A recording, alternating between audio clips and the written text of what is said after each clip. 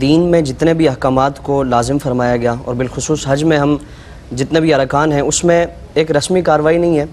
بلکہ اس کے پیچھے ایک مکمل طور پر نسبتیں جڑی ہوئی ہیں اور اہل اللہ کا ایک یاد کا سلسلہ اس سے وابستہ ہے۔ رسماً اگر دوڑ لگا لی یا دیگر اس طرح کے معاملات کر بھی لیے، جب تک وہ حقیقتاً اس سے جذبات جو وابستہ ہونے چاہیے، احساسات وابستہ ہونے چاہیے، وہ اگر اپنے اوپر طاری نہیں ہوں گے تو وہ اس کی روحانی جو تاثیر اور بالیدگی ہے وہ میں حاصل نہیں ہو سکتے۔ صفا مروہ کے درمیان سعی کرتے ہوئے سب سے پہلے تو ہم اللہ رب العالمین کا شکر ادا کریں، اور جس قدر اس کا ذکر کیا جا سکتا ہے، اس سعادت پر اس کا شکر ادا کیا جا سکتا ہے کہ اللہ رب العالمین نے اس جو ایک مقدس مقام ہے، برکتوں والا مقام ہے، نسبتوں والا مقام ہے، اس پر ہمیں یہ اعزاز عطا فرمایا کہ اللہ رب العالمین کی ایک پاک بندی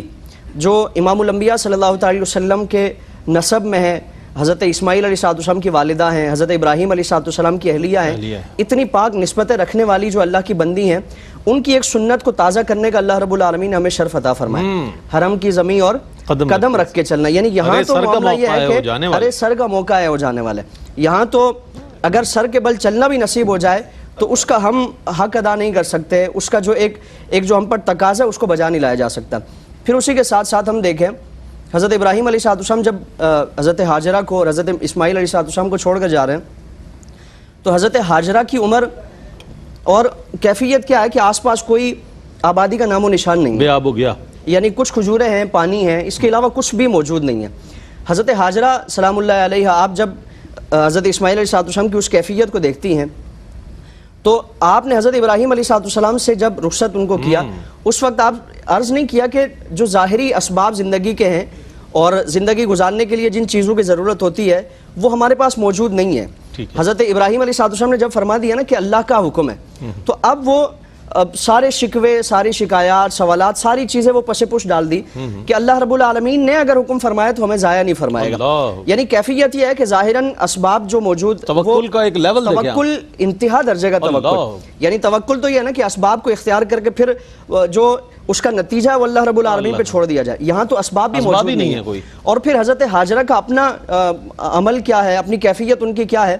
کہ ایک تو ہوتا ہے نا کہ جوانی میں انسان میں طاقت ہوتی ہے، توانائی ہوتی ہے کہ وہ کوشش کرے گا۔ حضرت ہاجرہ کی عمر مبارک اس وقت جب حضرت اسماعیل علیہ السلام اس کیفیت میں ہے، تقریباً 70 کے آس پاس آپ کی عمر مبارک ہے، یعنی عمر کے اس حصے میں ہے کہ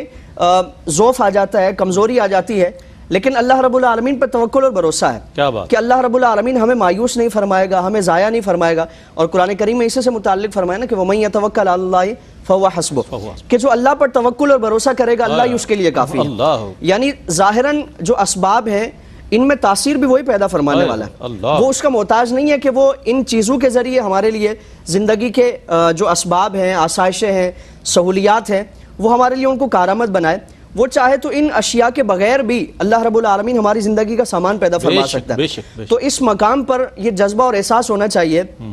کہ زندگی کی کتنی ابتلائیں ہوں، آزمائشیں ہوں، مصائب و آلام ہوں، اللہ رب العالمین پر بھروسہ کیا جائے تو اللہ رب العالمین کبھی ضائع نہیں فرماتا، کبھی مایوس نہیں فرماتا۔ پھر اسی کے ساتھ ساتھ ہم دیکھیں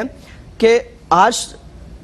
راستے آسان ہو گئے، صفا مروہ کے درمیان جو ایک صحیح کا سلسلہ ہے اس کے لیے انتہائی آسائشیں ہیں۔ اس زمانے کا اگر ہم تصور کریں تقریباً 4 سے 5 کلومیٹر کا ایک دورانیہ ہے، ایک اس کا راستہ ہے اور چڑھائی اترائی ہے۔ حضرت ہاجرہ سلام اللہ علیہ اس کیفیت میں، اس عمر مبارک کے اس حصے میں